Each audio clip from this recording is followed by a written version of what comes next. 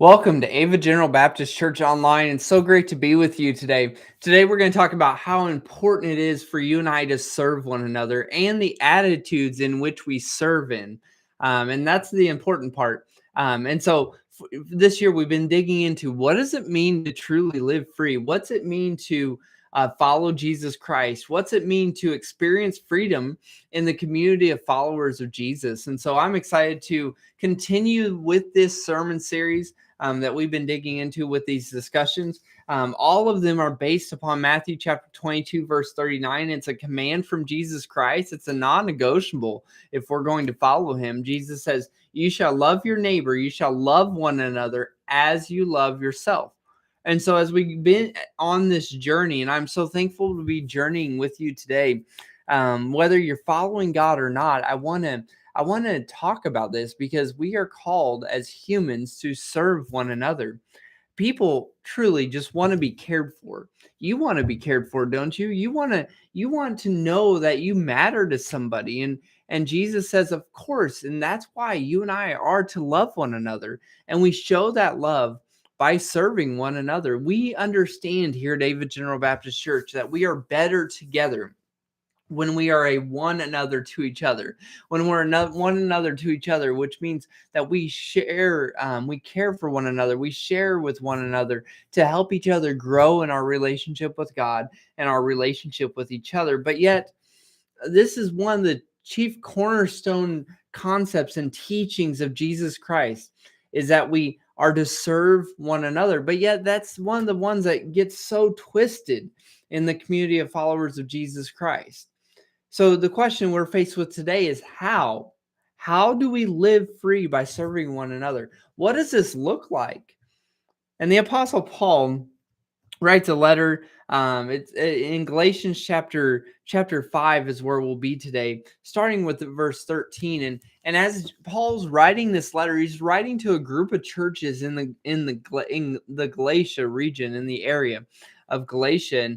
And as he's writing to these churches, these are some of the churches that he planted, that he established there. And guess what? You get people together, and there were some issues going on that Paul needed to address. And so he does so in this letter, and he reminds them, and it's a good teaching to us today of how do you and I serve one another? If we want to live free, if we want to live in community together, if we want to help each other and to truly be better together, we have to know how to build up one another, don't we? Well, Paul gives these statements inspired by God himself. He says, for you are called to freedom, brothers. Only do not use your freedom as an opportunity for the flesh or to sin, but through love, you're to serve one another. For the whole law is fulfilled in one word: you shall love your neighbor as yourself. But if you bite and if you devour one another, watch out that you are not consumed by one another. These teachings that Paul shares today teach us how do we truly live free. And he reminds the people right off the bat in verse 13. He says, you were called to freedom. You were called to freedom. Do you believe that? Are you experiencing that in your life today? I want you to know that you were called to freedom. And that freedom comes from Jesus Christ for the forgiveness that he offers us. And all we have to do is accept it. Ask him, Lord, please forgive us. And God says, I will forgive you. That's what I want to do. That's why I died on the cross. That's why I resurrected from the dead, to defeat sin, Satan, and death and hell once and for all. For your sake, for my sake, thank God for that, because we could never, ever do that. And so Paul says, you are to live in this freedom. God called you to freedom. Brothers, don't go back to slavery. And actually, to the Galatians, he was talking because some of the Jewish people, some of the Hebrews they were going back and depending on the law, on the Mosaic law. So this freedom that Paul's talking about here is freedom from the Mosaic law, from the old covenant. And he's telling them, stop telling people that you have to be circumcised. Stop telling people that you have to be adhering to the parts of the law that are fulfilled at this point. You're under grace. You're under the law of Jesus Christ now. The forgiveness that comes from him, and you can live this new life. He says in Galatians chapter 2, verse 20, the life I live in the flesh. The life I now live in the flesh, I live by faith in the Son of God, Jesus, who loved me and gave himself for me. And so Paul's telling them that I live this new life. I live this different life by following Jesus Christ. You and I are called to this life of freedom by following Jesus Christ. This is the foundation of how we serve one another, is that we have to be living in this freedom that comes from Jesus. What reactions do people have from serving somebody? Maybe in your life recently, you've served somebody and you'd helped somebody. What reactions did you have? Now, as we talk about this, I want to talk about what does it look like to live healthy, to serve in a healthy way. Because some reactions that you and I have from unhealthy ways of serving are maybe we're burned out. Maybe we're just tired. Maybe we're just we're so annoyed at people that we just actually hate serving them, or we have the martyr complex and, well, I've got to serve. Jesus says it, so I'm going to do it, but I'm not going to smile while I'm doing it. That's not the way to serve. And from a healthy way, some reactions when you serve from a healthy standpoint are maybe that you feel fulfilled in your life. Maybe you feel like you have a purpose, you're fulfilled in this life. Maybe you're satisfied, you're content. Maybe even times that you have compassion on people. Because when you actually get out and help and serve people and meet people where they are, that's when you can relate to them. And that's exactly what Jesus did for us. He met us on our level. He came, stepped into this world in human flesh. Maybe when you serve in a healthy manner, maybe you felt energized and you were like, yeah, I want to do this again. I want to help somebody else. I tell you what, when we serve each other, it's very contagious. It can cause other people to say, hey, I want to take part in that. Yeah, I'd love to get on board. Maybe you feel more connected with people when you serve and you spend time with them. That's what God's calling us to do, is just show people how we love them. Maybe we feel that we have a purpose in this life. You and I are all looking for purpose, aren't we? Well, we do that when we come to Jesus Christ and he teaches us. And he teaches us one big thing, that you and I are called to serve one another. Why? Why do we feel fulfilled? Why do we feel satisfied when we're serving? Why do we feel like we have purpose in this life? It's because we're following the command from God. You see, God's commands bring us freedom. And when Jesus told people, you're to love each other as you love yourself, that was to bring us freedom. That was to help each other. And that's exactly what he's commanded us to do. And with serving one another, is that's a command for us to follow. You see, but freedom doesn't come without a cost. And that's sometimes what's hard for us to understand. It's hard for us to serve people when it comes at a cost. I was encouraged this last week. I have this friend. She was recently serving somebody. The person that she was serving has mental wellness issues. She's an alcoholic. And she just struggles in this life. Well, she, through a series of events, had a physical altercation with this person who was serving her. And she actually broke this person's arm who was doing the serving. You see, freedom doesn't come without a cost. And this person that was serving had an amazing attitude, an outlook on this whole situation. She said, you know what? Maybe this will get this individual the help that she needs. And I was just so blessed by that attitude, because I realized, like, sometimes serving hurts. Now, we shouldn't put ourselves in an abusive situation. Obviously, after this altercation, there's boundaries that have been put into place so that this doesn't happen again. But what I saw from the individual who was doing the serving is that they had compassion on this person. And I thought, you know what? That's how I want to serve. I want to serve and have compassion that even and maybe especially when people hurt me, that I feel bad for them and I want more for them. That shows an individual who is following God, who is living in that freedom and desiring other people to live in that freedom as well. And what I love was that my friend who was doing the serving, she was using her freedom to serve, not her freedom to sin.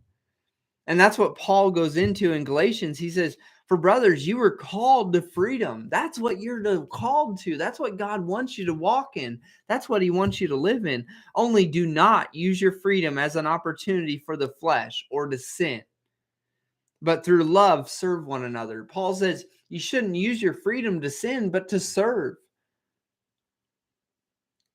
This is how you and I can experience problems when we serve, is when we start serving out of a sinful place. What does that look like? Well, it looks like when you or I serve somebody out of our selfish ambition, or maybe our conceit, or our pride, or our arrogance. And we serve people. We do something for someone in order to make ourselves feel better, or in order to lift ourselves up, or to get ourselves to another level, whatever that is, and in whoever's mindset we're trying to raise that level in. But when we're doing that, this whole year we've been talking about living different, living free, following Jesus Christ. What is it like to live outside that jail cell? Jesus says, I've set you free. You're free. But so many Christians aren't serving from a freedom mindset. They're serving from back inside the jail cell, honestly, because we're serving out of a sinful place. Paul says, hey, don't use your freedom as an opportunity to sin, but as an opportunity to love and to serve one another. This is how you obey the commandment of God, that you serve one another. You give yourself to somebody else. One blogger, Sarah Delatoy, shared 4 bad reasons for serving.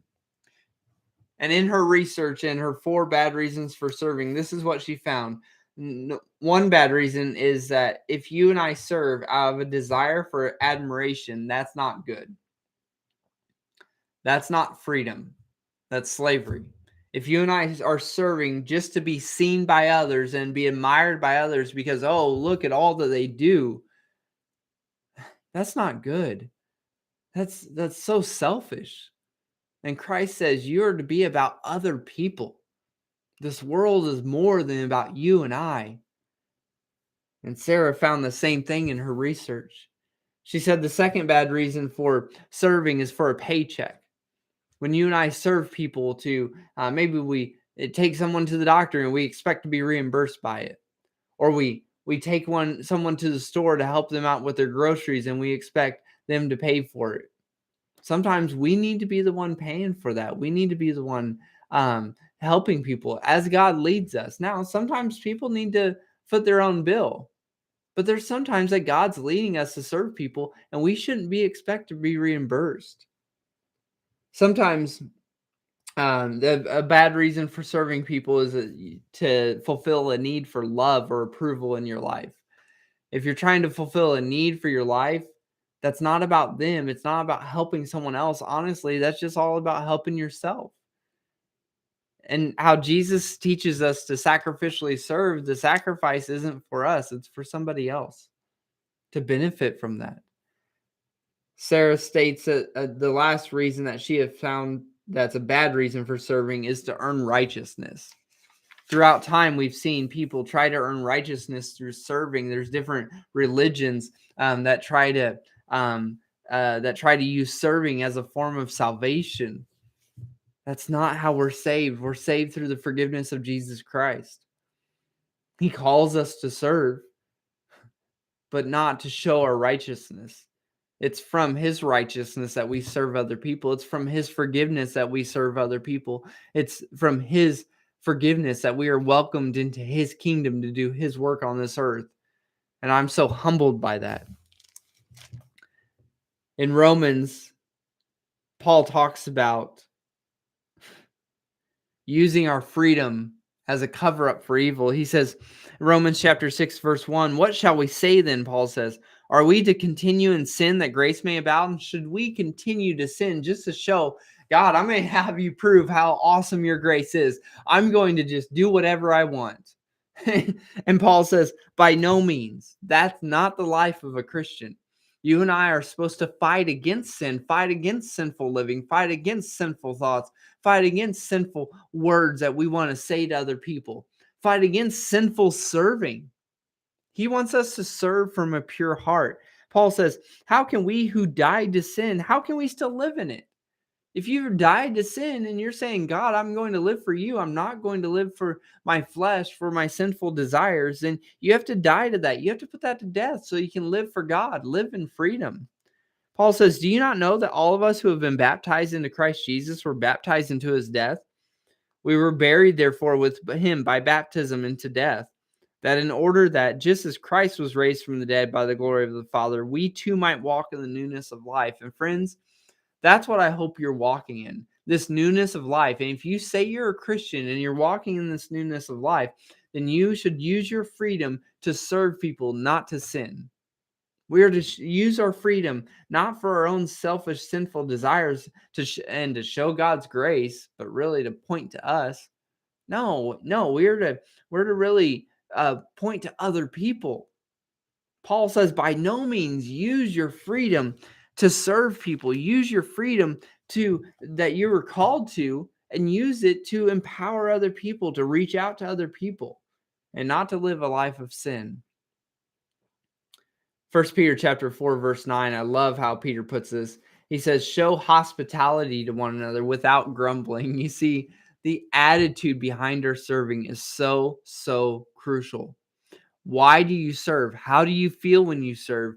And those will answer a lot of questions about your motives. Show hospitality to one another without grumbling. Do it out of a joyous heart. Do it out of a joyful living, out of a attitude that I've been forgiven and I want to help people. That's how we're to serve. Peter says, as each has received a gift, use it to serve one another. You have received a gift. How are you using the gifts that God's given you to serve somebody else? I want you to pay attention to that this week. Ask God right now, Lord, what can I do to serve somebody this week? Go ahead and say it. Lord, what can I do to serve somebody else this week? Because Peter says, as each has received a gift, you've received a gift. It's in your care. Now use it to serve one another as good stewards of God's very grace. Do you realize that how you use the gifts that God's given you is how you're stewarding his grace? He's saying, I'm giving you grace not only for you to just enjoy eternity with me in heaven, but I'm giving you my grace to share that with other people. I'm giving you my grace to share with other people, and our freedom is to be used to serve one another, to lead one another to Jesus. That's how we love each other. And so how are we to serve one another? We're to serve one another by living in freedom, by using our freedom to serve, not to sin, and not devouring one another in our serving. And it sounds silly of why would we devour each other? Why would we want to destroy each other? That word devour makes me think of piranhas. When I would watch nature shows and you see something being thrown into the Amazon and all these piranhas are coming up and eating, and it's gone. Whatever they threw in is gone in just a matter of minutes. Sometimes churches are like that. Sometimes community of believers are like that. It's a bunch of piranhas devouring one another. Nothing's left after that. And Paul says that's not how it should be. He says the whole law is filled in one word. The whole law of the Old Testament, the whole law that the Jewish people were given, was always about loving God and loving others as yourself. He says the whole law is fulfilled in one word. You shall love your neighbor as yourself. But if you bite and if you devour one another, watch out that you are not consumed by one another. Paul says that should not describe your serving. When you serve one another, you actually care for each other. And you actually want each other to succeed. You want each other to grow. When you and I attack one another, we see that politically, we see that culturally. A lot of times, all we see are people attacking each other. And what does it do? It destroys. It does not build anything up. It does not create anything good or holy. It destroys. That's why God calls us to serve, because it breaks down those barriers. It helps us relate to one another. But he says, when you serve, you should be on guard. In Matthew chapter 7, Jesus warns, he warns his disciples. He says, beware of false prophets who come to you in sheep's clothing, but inwardly are ravenous wolves, looking to devour, looking to bite and completely consume. He says, you will recognize them by their fruits. Are grapes gathered from thorn bushes or figs from thistles? Look at people's lives and see what they are. But he doesn't say necessarily, hey, get rid of them. We're to minister to each other. But we're also supposed to assess that fruit that we see in people's lives and see, where are they coming from? Are they ravenous wolves that are looking to devour? We should fight this urge to devour one another, to compete for each other, and to try to tear each other down. We should be willing to introduce people to Jesus Christ, to the freedom that's found in Jesus Christ by serving one another. Do you know why? Because that's exactly what Jesus did. In John chapter 13, John 13, verses 1 through 17. I'm going to end with this today. As we look at this passage of scripture, I want you to pay attention of what Jesus does to those who are following him. And this is what it means to live in freedom. This is what we should be striving for in the community of believers. Now, before the feast of the Passover,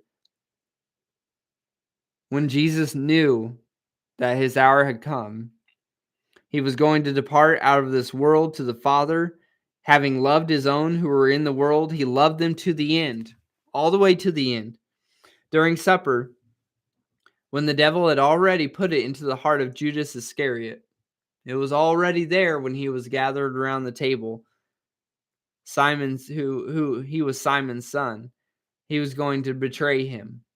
Jesus, knowing that the Father had given all things into his hands and that he had come from God and was going back to God, he rose from supper.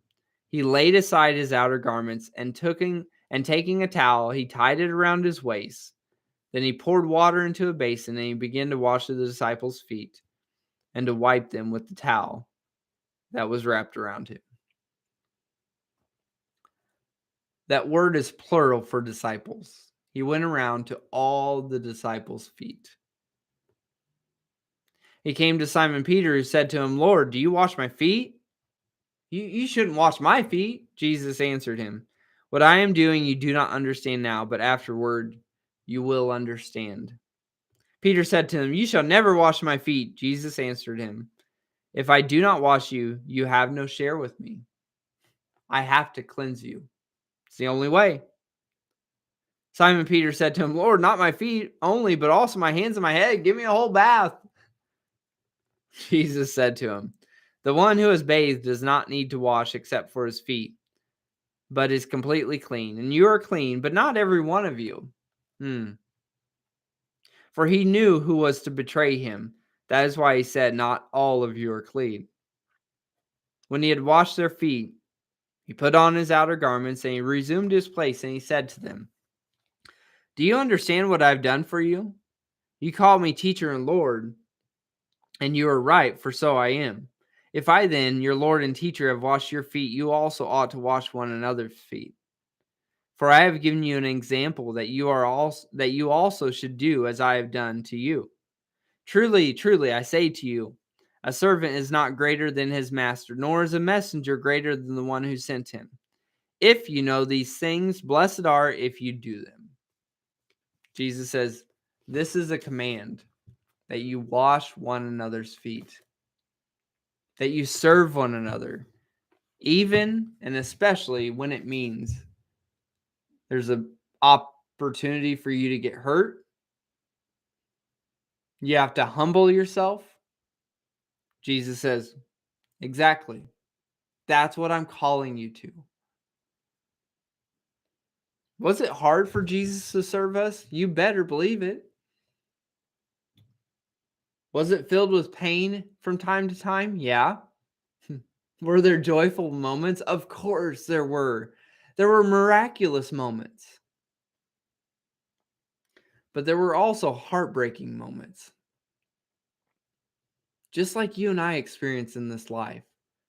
There's heartbreaking moments. But nonetheless, you and I are commanded to do the same. The same thing that Jesus did. The same thing he taught. The same thing Paul teaches over in his letters, that you and I are to serve one another. I want you to think about these 3 questions. 1, are you devouring anybody right now? Is there somebody that you are tearing down? Is there somebody that you are trying to destroy their reputation? Maybe you're trying to destroy their witness. Maybe you're trying to destroy their relationship with another person. And if that is describing how you're acting right now, you need to stop. It's not helping anybody. It's not benefiting anybody. And it's from that selfish, sinful behavior. But I hope you answer no to that question.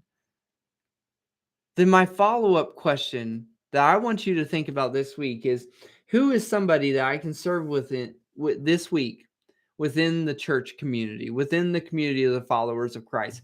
Who can you serve and how can you serve them? And then the last question, who can you serve that's outside the community of Christ? They're not following Jesus. They're not plugged into a church. How can you serve them? Maybe serving them doesn't have to be so complicated. Maybe it's just asking them questions and talking with them and having lunch with them or supper with them or breakfast with them. Go grab a coffee with them. But how can you have a conversation with somebody who needs to know Jesus Christ and the freedom that he offers? I'm praying for you this week. I'm praying for you to serve people out of your love for Jesus and to walk in that freedom that he gives you. And that as you do, you'll experience the blessings that come straight from God. May God bless you and may he take care of you this week. I'm praying for you. Take care. Bye-bye.